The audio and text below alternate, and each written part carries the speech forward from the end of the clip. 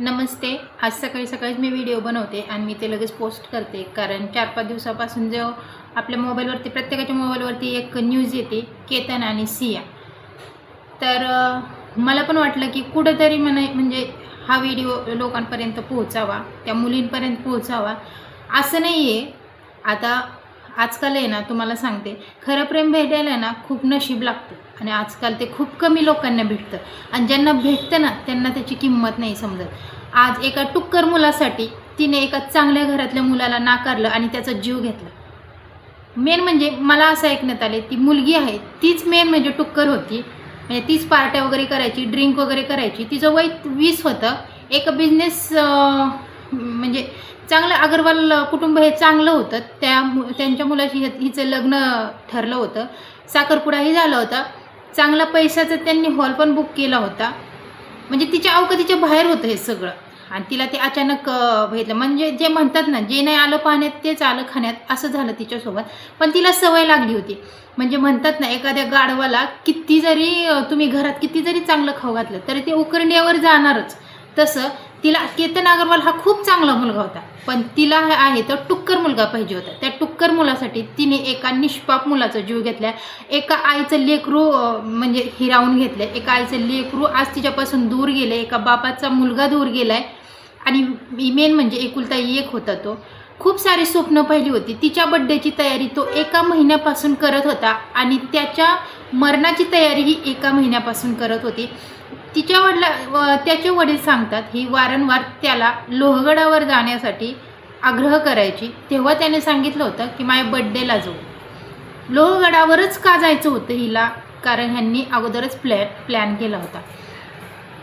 Main म्हणजे तुमचं जर खरंच प्रेम होतं ना, प्रेम होतं म्हणजे मान्य आहे, मी समजू शकते की तिने पैशाला महत्त्व नाही दिलं, तिच्या प्रेमाला महत्त्व दिलं. याला प्रेम नाही म्हणत. जर खरंच त्या मुलावर प्रेम केलं असेल, म्हणजे केतन अग्रवालपेक्षा त्या मुलाकडे पैसा कमी असेल, तो भिकारी असेल, तो कोणी असेल, पण खरंच जर त्याच्यावरती तुझं प्रेम असतं तर तुम्ही दोघांनी, आणि त्याचं पण तुझ्यावर प्रेम असतं ना खरं, तर तुम्ही दोघांनी मिळून त्याचा जीव नसता घेतला, तुम्ही दोघांनी मिळून तुमचा जीव घालवला असता. तेव्हा तुमच्या प्रेमाला सॅल्यूट होतं. तुम्ही तुमच्या आनंदासाठी कोणाचं तरी लेकरू गमवलं आहे, कोणत्या तरी आईने लेकरू गमवलं तुमच्यामुळं. आज त्या आईचा, म्हणजे आज मी पण 2 लेकरांची आहे, म्हणजे थोडंसं माझं बाळ पडलं, थोडंसं लागलं, ताप आला तरी एका आईचा जीव काय तळतळतो ना, ते एका आईलाच माहीत असतं. आणि आज 25 वर्षाचा मुलगा तिने गमवायचा, ते पण असं म्हणजे आजारी वगैरे, ही गोष्ट वेगळी आहे. पण एका क्षणात, म्हणजे 5 मिनिटात 25 वर्षाचा मुलगा त्या आईने बाबाने किती लाडात प्रेमात सांभाळला असेल. जर त्याच्या लग्नासाठी एवढा खर्च करत असतील ते, तर त्याला लहानपणापासून कसं सांभाळलं असेल. त्याचा जीव तुम्ही 5 मिनिटात घेतला. काय म्हणावं तुम्हाला. तुमचं प्रेमच होतं ना, लोहगडावर त्याला ढकलून देण्यापेक्षा तुम्ही हातात हात घालून दोघांनी उडी मारून जीव दिला असताना आज पूर्ण महाराष्ट्राला प्रेमाचा अभिमान वाटला असताना पूर्ण महाराष्ट्राच्या स्टेटसला आज तुम्ही दोघं असते, नाही की केतन अग्रवाल. खूप अशा गोष्टी होतात, खूप अशा गोष्टी होतात. आज तुमची मुलगी 3rd क्लास होती. तुमची मुलगी सुधारण्यासाठी तुम्ही एका निष्पाप मुलासोबत लग्न करून देत होता, जेणेकरून लग्न झाल्यावरती सुधारेल. म्हणजे तुमच्या मुलीची चूक आज त्या आईबापाला, त्या मुलाला, आज त्याचं 25 वय म्हणल्यानंतर कशातच काही नाही. 25व्या वर्षी आज त्याला जीव गमवावा लागला फक्त आणि फक्त लग्नाचे. जे बिगर लग्नाचे मुलं आहेत त्यांची कशी इच्छा होईल लग्न करण्याची. आज मी स्वतः म्हणजे अनुभवते. साधं माझी मुलगी एक 15 दिवसापूर्वी खेळता खेळता बेडवरूनच पडली होती, तर तिच्या हाताला लागलं होतं. तर माझा जीव आहे ना, जीव पाण्यातनं मासा कसा बाहेर तरपडतो तसा तरपडत होता लेकरासाठी. देवाकडे प्रार्थना करत होते, इकडं प्रार्थना तिकडं प्रार्थना, हात जोडत होते. हिचं जेवढं बी संकट असेल ते मला दे, माझ्या लेकरावर नको. माझा जीव काय तळतळत होता ना, तो मला माहीत. आणि आज 25 वर्षाचा मुलगा त्या आईच्या डोळ्यासमोरून कसा जाईल फक्त या एका मुलीमुळं.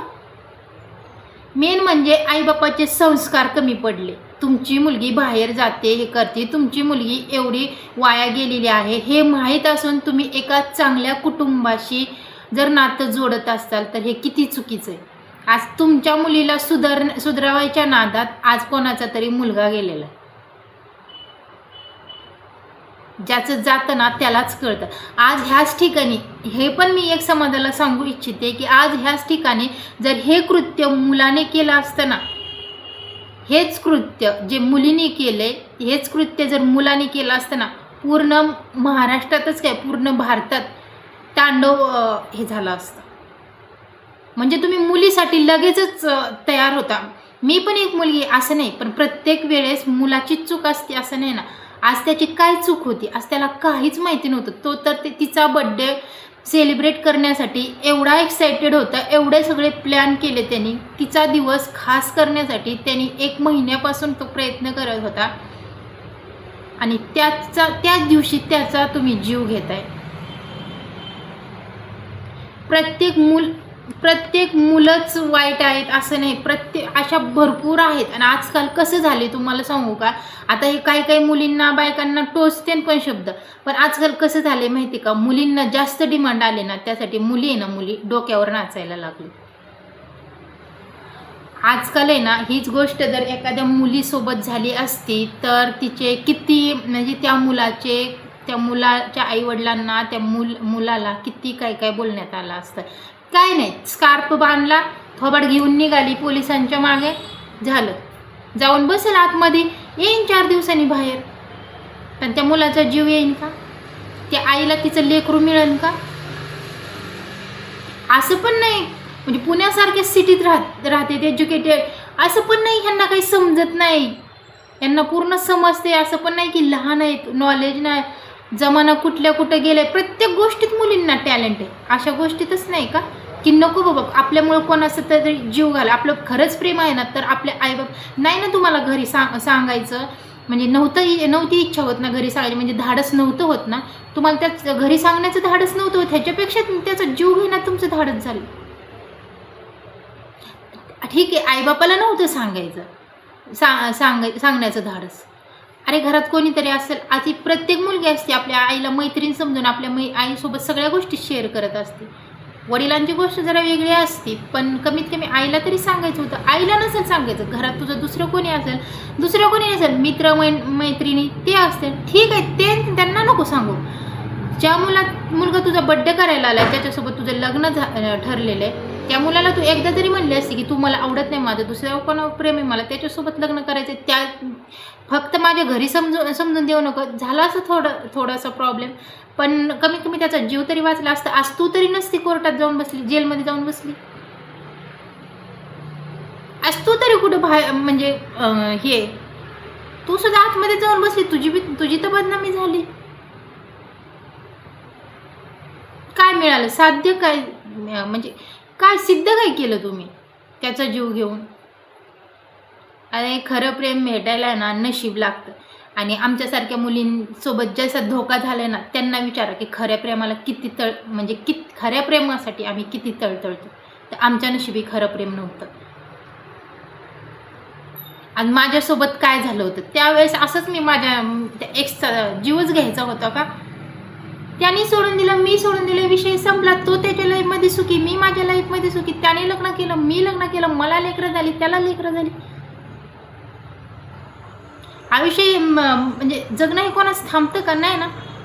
हा झाला त्रास, तर झाला त्रास होणं पॉसिबल होतं, कारण माझं खरं प्रेम होतं. मी ते खरं प्रेमात हे झाली, त्याचं खोटं प्रेम होतं, तो फायदा घेऊन गेला.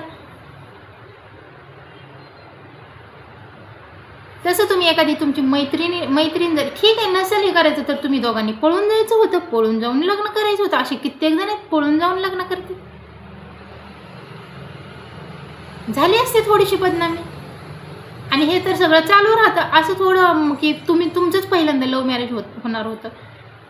नसेल तर मग एखादी मैत्रिणीला मध्ये घ्यायचं होतं, तिला सांगायला लावायचं होतं आई बापाला. डायरेक्ट त्याचा जीव घेतला तुम्ही. अशा मुलींचं काय करायचं ही तर आता ह्या 2-3 महिन्यात एवढ्या साऱ्या गोष्टी. आत्ता सोलापूरचं पण एक प्रकरण अजून ताजंच आहे. बॉयफ्रेंडसाठी तिने नवऱ्याला सोडलं, स्वतःच्या मुलांना तिने ह्याच्यात टाकलं, बोर्डिंगमध्ये टाकलं. म्हणजे स्वतःच्या जीवापेक्षा, म्हणजे मुलांपेक्षा आणि आपल्या संसारापेक्षा, नवऱ्यापेक्षा तुम्हाला स्वतःची हाऊस, स्वतःची आयुष्य महत्त्वाची. अशा नवऱ्यांनी कुठे जायचं? अशा नवऱ्यांनी कुठे जायचं ज्यांच्या बायका बाहेर हे असे अफेअर करतात? किती दिवस जगली होती, किती दिवस जगले. रील स्टार बनायचं होतं तिला, व्हिडिओ काढायचे होते, घरी परमिशन नव्हती, मग नवऱ्याला सोडून दिलं, बॉयफ्रेंडसोबत राहिली, बॉयफ्रेंडसोबत 4 दिवस राहिली, परत तिसराच पकडला. मशीन आहे तुम्ही. एकामुळं किती जणींना बदनाम व्हावं लागतात. एका लेडीजमुळे करतं एक जण, पण त्याला म्हणजे पूर्ण लेडीज या नावाला कलंक लागतो. किती चुकीचं आहे. आज जर त्या सियाच्या आईला हे सगळं माहीत होतं, तिने हे लग्न जर नसतं ठरवलं, तिने तिच्या आवडीच्या मुलासोबत जर लग्न लावून दिलं असतं तर हे झालंच नसतं. हे पहिली आईची चूक. दुसरी चूक त्या मुलीची म्हणजे सियाची. नाव तर तिचं सिया, पण तिच्यात राक्षसी कृत्य होतं.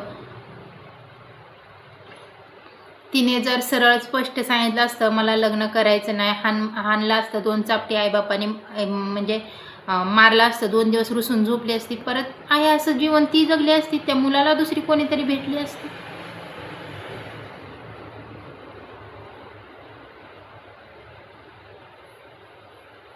म्हणजे आपल्यासारख्यांना एवढं तळतळ वाटते. आज त्यांच्या घरात झालेलं आहे, आज त्या बहिणीने भाऊ गमावलेला आहे, त्या आज आईने मुलगा गमावलेला आहे. बहिणी जाऊ दे, मला त्या आईचं खूप, म्हणजे मी एक आई असल्यामुळे मला ते म्हणजे जाणवते की तिचा त्रास. तिला म्हणजे आज पाणीसुद्धा जात नसेल, पाणीसुद्धा गिळायला तिला म्हणजे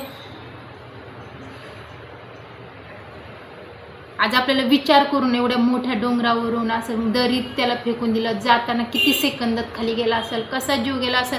म्हणतात ना, वैरीना चित्त ते मन चित्त. आज त्या आईला जरी बोलून दाखवत असेल, तिला सगळं ते आठवत असेल. माझ्या मुलाला ती कसं घेऊन गेली असेल, कसं त्याला उभा केला असेल, कशा पोच द्यायला लावत असतील, कशी प्लॅन केला असेल, कसं त्याला ढकलून दिलं असेल, खाली पडला असेल, माझ्या मुलाला लागला असेल, माझा मुलगा रडला असेल, हे झालं असेल, ते झालं असेल, सगळं आठवत असेल.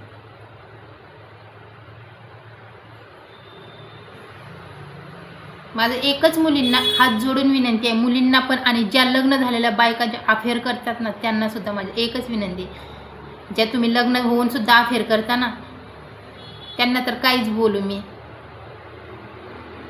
पण त्या मुलींना, मला ज्या मुली असं करतात ना, त्यांना एकच हात जोडून विनंती आहे, तुम्हाला तोंड दिलेलं आहे, जीभ नावाची प्रकार आहे आपल्या तोंडात. तुम्ही बोला, जिथं नाही तिथं चुरू बोलता. तुम्ही आईबापाला सगळे तुमचे प्रॉब्लेम सांगा. शेवटी ते आपले आईबाप आहेत. आपले आईबाप आपलं नेहमी चांगलंच करतात. मान्य आहे, सियाच्या आईने आपल्या लेकीसाठी चांगलं होऊन, म्हणजे आपली लेक सुधरेल, आपल्या लेकीचं चांगलं होईल याच आशेने केलं असेल, पण आपली लेक कोणत्या चालीची आहे हे तिने ओळखायला पाहिजे होतं.